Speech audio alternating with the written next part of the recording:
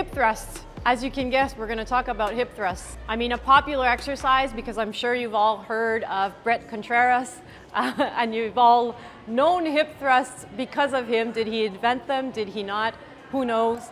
Certainly a lot of girls are doing hip thrusts for booty, but they're also great for guys. What we're going to discuss in this video is the common mistakes that we can see in hip thrusts, because they're an exercise that looks very simple but can be done wrong. And really it's a matter of what you're using them for as well, right? So we're going to talk to you guys about where people often go wrong if we're using the hip thrust to understand how to get the hips into extension. So essentially as an exercise that will become an assistance exercise for deadlifting.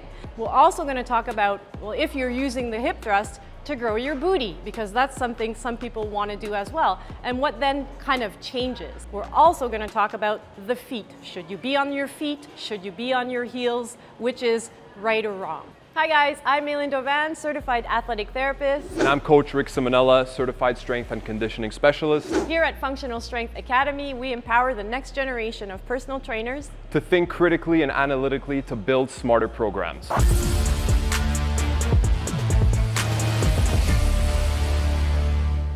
So let's talk about one of the most common mistakes we see with the hip thrust, and that's overextending the lumbar spine. And what I mean by that, if we don't control the pelvis, we're not creating this rigid lever from the head to the hips that will allow us to extend the hips. And personally, I use the hip thrust so that people can understand how to use their hips and glutes to create extension, right? So the problem lies where people will extend the lumbar spine instead of actually extending the hips. So what's happening here is Rick is keeping his chest up, and then as the bar lowers, the bar is actually bringing his pelvis into anterior tilt, and he's getting a lot of tension in his lower back. Now what we actually want, and why does this happen? This happens because people have an easier time moving their lumbar spine than moving their hips. What we really want is for this to be a rigid lever, and he's driving with his feet to bring those hips up. So the work is in hip extension, not the lumbar spine moving around. So that's a really important factor. And one of the dangers of the barbell hip thrust is that you can move a lot of weight with bad form. We've seen people do it this way with overextension of the lumbar spine with still a significant amount of weight. So that's going to make it a little bit more risky in that case. Another thing that I'll often see at the gym when people are performing hip thrusts is that they will often keep a posterior pelvic tilt on the lower back. Now, having a posterior pelvic tilt will help you get a stronger contraction on the glutes. However, in the case of a hip thrust, I would argue that it's a more dangerous position that you don't want to put your body through. And the reason is because the barbell is pressing against perpendicular to your spine, and so therefore there are shearing forces on your spine that you want to avoid. So in the case of a hip thrust, I would prefer that the client maintains a neutral spine and learns how to drive specifically through the feet to drive tension in the glutes specifically and not cause extra load onto the lower back.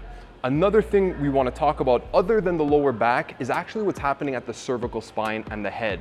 So something that's pretty common is people will keep their heads completely against the bench like so. And the problem here is that yes, the head is not moving, but the torso is moving in relation to the head. And so at that bottom position, you can see that Mai is getting quite a lot of extension through her cervical spine, and that can put a lot of pressure in those vertebrae. So when it comes to any exercise, the main question you want to ask yourself is what joints should be involved, what joints should be moving, and what joints should not be moving. So in the case of a hip thrust, you want to limit the amount of movement coming from unnecessary joints and keep the movement coming specifically from thrusting through the hips. Another point we need to talk about is the feet. Should I be pushing through the feet? Should I be pushing through the heels? Which one is right or wrong? Again, a lot of that comes to context. A lot of the time people will push through the heels on the hip thrust to kind of just better isolate that hip extension, right? Get a better feeling of extension, not using the feet. Again, I would argue that there's a fascial connection between the bottom of the feet and the glutes. So we really want to have the whole foot on the ground.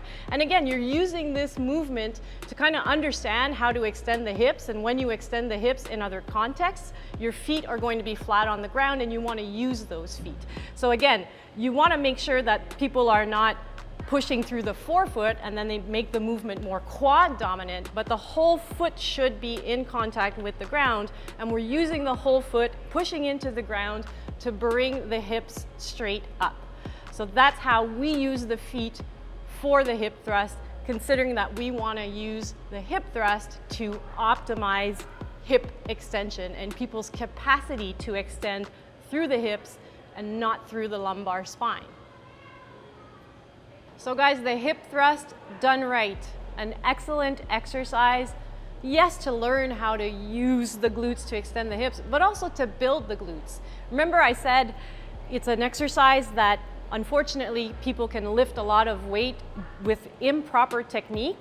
So once we correct that, being able to lift a lot of weight with the hip thrust becomes very much an advantage if you want to build your glutes, because you can use a lot of weight, right? So it is not just an exercise for Instagram booty girls, it's also an exercise that's great for guys to build strong glutes. Everybody wants strong glutes. If you want to build smarter programs, make sure to hit that bell to get notified of next week's video.